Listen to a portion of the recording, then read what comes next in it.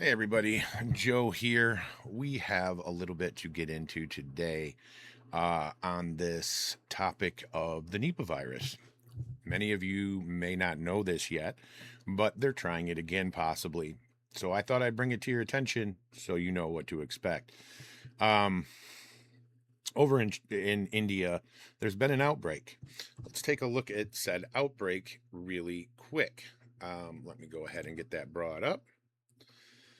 And there we go. I am going to show you what's going on because it's important that you know it. All right, I did it again. I forgot to turn off my opener. I'm going to do that for the next year. I'm just going to keep playing it over and over for the next year, whatever I switch between. So anyway, here we go. We're going to look at this one right here because it explains things. I want you to notice. An outbreak of the deadly Nipah. I want you to notice the virus and how it looks. Does that look kind of familiar at all? All right, anyway, let's virus in West Bengal is raising alarm across Asia, with several countries stepping up health screening measures. At least 2 confirmed cases have been reported, all linked to a private hospital. Among the infected are healthcare workers. According to state health officials, more than 100 contacts have been quarantined as authorities race to contain the spread. Let's break this down further. The Nipah virus was first identified during an outbreak. Does that look familiar at all? I mean, like, bro, it's like a twin. You know what I'm talking about. In Malaysia in 1998. It's a highly fatal zoonotic disease transmitted from animals like fruit bats and pigs to Sound familiar? There was another virus in recent history that came from bats as well and pigs. Yeah. humans. And in some cases, it is from person to person. It has a mortality rate ranging from 40% to 75%, with no approved vaccine or treatment. There was another virus recently that also didn't have a vaccine or treatment in the beginning there, huh? The World Health Organization has described Nipah in its top 10 priority diseases. Now, she brings up the World Health Organization. We'll get to that in just a moment. Let's let this play. Along with pathogens like COVID-19 and Zika. This is mainly because of its potential to trigger an epidemic.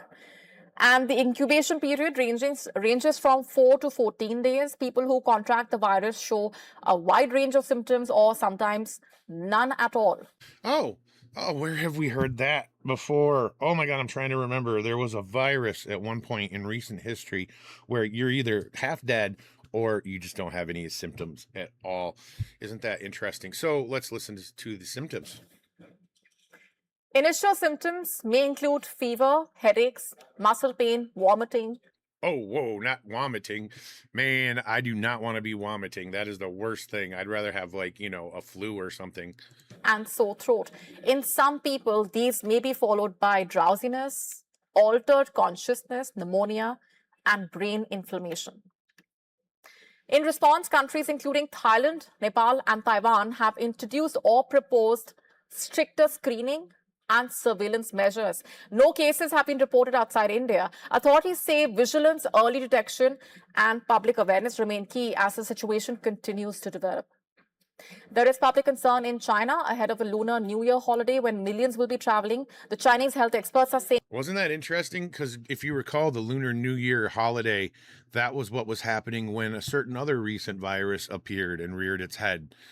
You can't see me right now, but I'm using air quotes when I talk about this certain other virus. And if you recall, it was around the Lunar New Year because Nancy Pelosi went to Chinatown to let people know that it's perfectly safe to go out and eat in Chinatown. You remember that?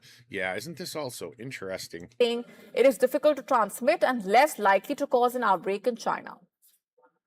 Now, why would it be less likely to transmit in China? Now, I have a theory because a lot of people believe that back then when that, mystery virus just appeared on our soil overnight, that it was actually this virus that was happening in China, which means that the people in China have an immune defense. So if you recall, when this virus first hit America, we didn't see people dropping dead in the streets here like we did in China. And the excuse used when people pointed that out was that, oh, well, viruses, they lose their strength, let's say, as they pass, which is true, which is very true. But wasn't it interesting that once it got here and they needed to keep things shut down to destroy the economy, that every new version of the virus was stronger than the next, and you should be scared, hide in your house, be scared, stay home, stay safe, trust the science, trust the science of following lines on the supermarket floor. Trust the science of wearing masks that we now admit didn't help one bit. Trust the science. Matter of fact, if you recall, Fauci said at the beginning that masks wouldn't work anyway because people tend to play with them and blah, blah, blah, blah, blah. And trust the science of 6 feet apart that we now admit was, it just came out of somewhere, and boy, oh boy, we went with it. Trust all that science. Trust all of it. That came from the WHO as well, by the way, which is, I'm glad she mentioned it in this video. So let's take a look at the rest of this. I'm still doing it, y'all. I'm still doing it. Still doing it. So let me get that off of there so that doesn't happen again. Here we go. What I want to show you is this, okay? What I want to show you is this. Give me 1 second. I'll get it brought up. We're going to come back to what we're looking at right now in just a moment. But I want to show you this really quick because I feel like it's important. This was in January 20th of last year, just over a year ago. Take a look at this. What is this one? Withdrawing from the World Health Organization, sir. Ooh, that's a big one.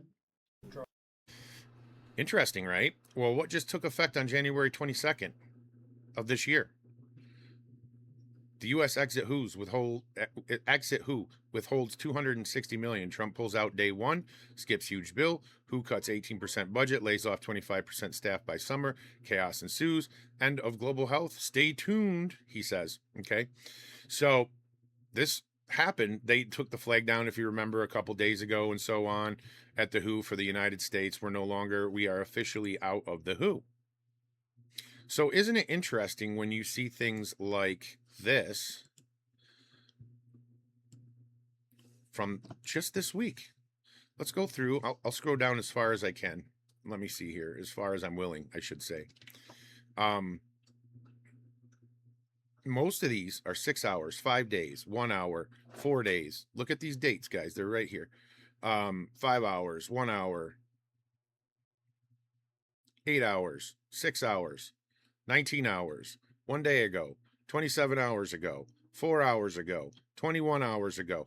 I think the one I've seen that was the furthest, away from today was 7 days ago, right around the same day that we officially pulled out, right here, of the WHO. This is literally, I think, just the day before we pulled out of the WHO officially. And what's interesting to me is now you've got Europe saying that they're no longer going to get Russian oil. They're going to become dependent less on other countries. They're doing Europe first type stuff, right? Which is fun because we're bringing a lot of business here. Trump is bringing a lot of business here. Trillions of dollars worth of investment. Some of these places, from what I understand, like as far as the pharmaceutical goes and so on and so forth, will either be expanded by next year or building new facilities that will be built by next year. Okay, by next year. If you recall, during COVID, the first time, we had to work with Europe and other countries to create those supply bridges to get in things that we needed, like PPE and ventilators that didn't work and pretty much just killed people, so on, that kind of stuff.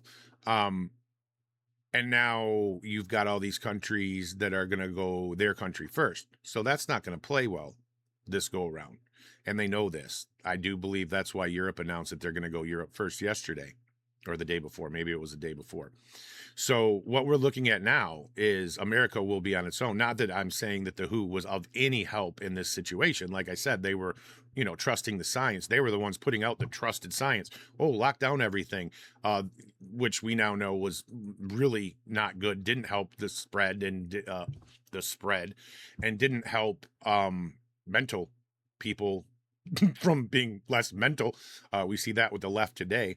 I mean, most of this craziness just lit on fire when, everybody was locked in their homes. So having said all that, I think you can see what may be happening. You might see the next chess move from the bad guys happening right now. And what I'm telling you is don't fall for it. Okay. You take whatever precautions you think will be necessary if it does make it here.